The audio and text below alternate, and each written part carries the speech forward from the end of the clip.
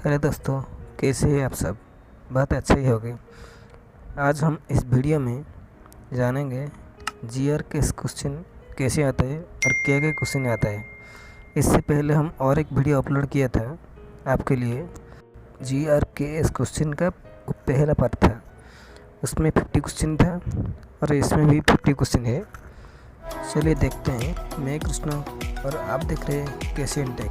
चलिए देखते हैं। वीडियो देखने से पहले चैनल को सब्सक्राइब कर दीजिए। अगर चैनल सब्सक्राइब कर दिया है तो बेल आइकन को ज़रूर क्लिक कीजिए। Let's start this.